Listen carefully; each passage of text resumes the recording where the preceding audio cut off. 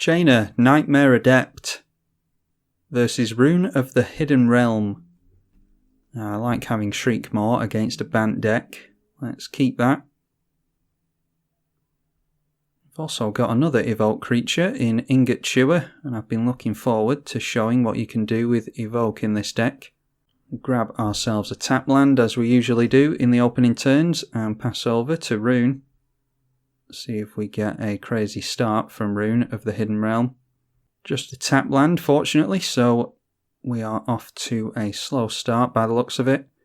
I quite like Living Death, but we might go for the Wheel of Fortune next turn, so I'm going to play out the Skull Clamp now, even though we've got nothing to do with it.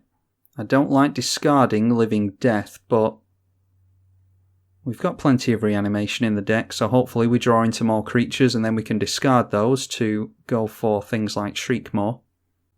And a Magus of the Wheel as well, that's ironic. Yeah, there's no guarantee that we're going to get into a land next turn, so yeah, let's just go for Wheel of Fortune here. We'll give our opponent a turn with the Birds of Paradise. And then we might be able to reanimate Shriekmaw next turn. Yeah, Kiki Jiki onto a Shriekmaw sounds good. We're going to have a few swamps in place, so the Cabal Coffers will not be completely useless. No sack outlet for that Skull Clamp yet, unfortunately, although we could sacrifice a creature to victimise. A Burnished Heart coming down for our opponent.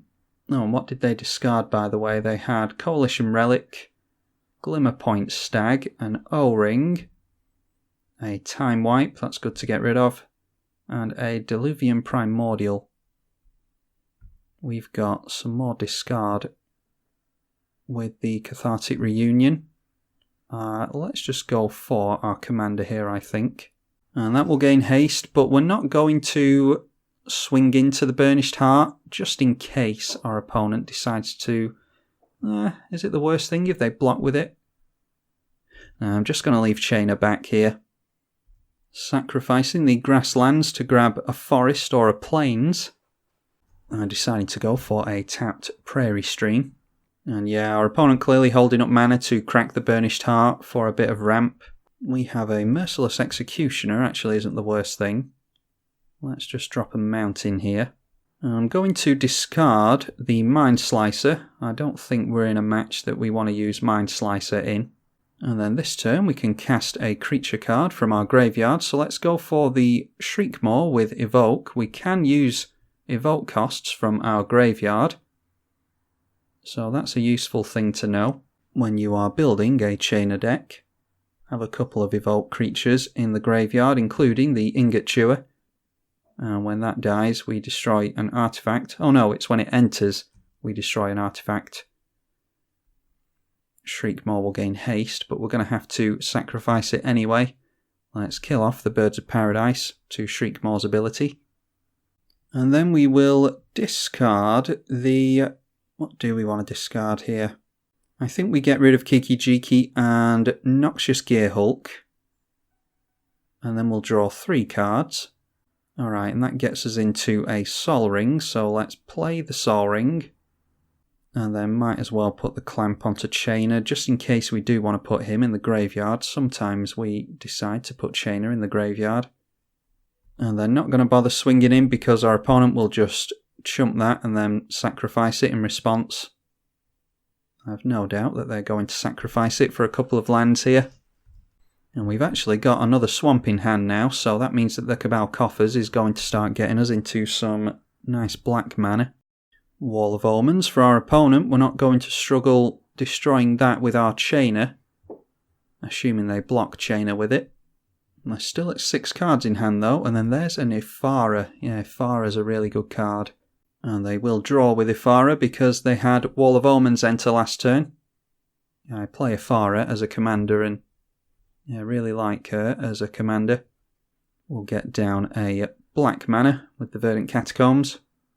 And actually, if our opponent's going to start generating a lot of card advantage, I might not actually mind going for the Mind Slicer, but let's just hold off on that for now. We'll play the Solemn Simulacrum, and then I think we're going to victimise that. We'll go for another swamp here, just so the Cabal Coffers is even better. And yeah, let's go for Victimize. We can get the Kiki-Jiki and the Noxious Gearhulk. And we'll sacrifice the Solemn, that will draw us a card. Actually could have put the Skull Clamp on Solemn before we did that. I forgot all about the Skull Clamp. Those creatures do gain haste, but they come in tapped down, unfortunately. At least we can blow up the Wall of Omens. Draw a card off of Solemn. Oh, and a Faithless Looting isn't the worst either. Let's play the Faithless Looting while we've got a floating mana.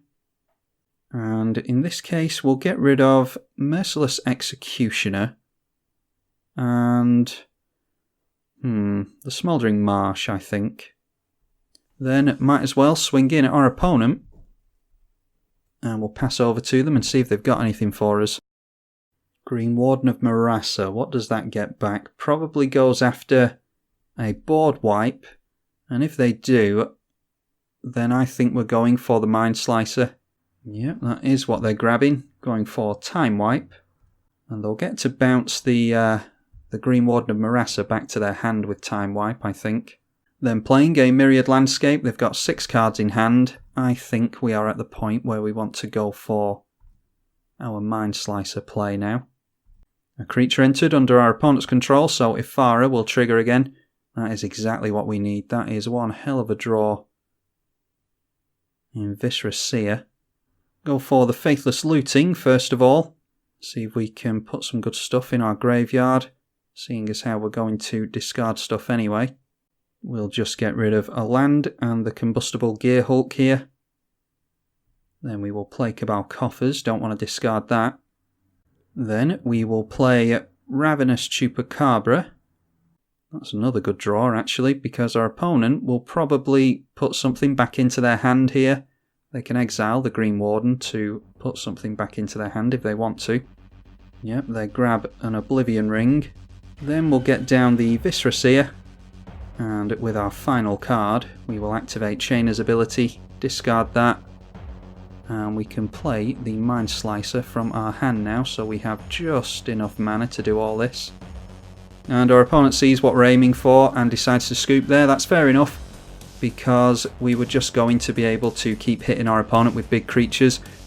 We had Kiki-Jiki to point at the Gearhulk or the Chupacabra, and we'd be able to destroy pretty much any creature they played there unless they got into a Lightning Greaves or something like that, but we could have blown up the Lightning Greaves as well with the Evoke creature. So yeah, pretty convincing win for us there. It was pretty risky going down to 0 cards in hand, but I think we had enough presence on the board, and especially with us bringing our opponent's cards down to 0 in hand, we were at a distinct advantage over our opponent there. So, hopefully you all enjoyed that one. I'm tribalkai on the EDH channel. Thank you for watching.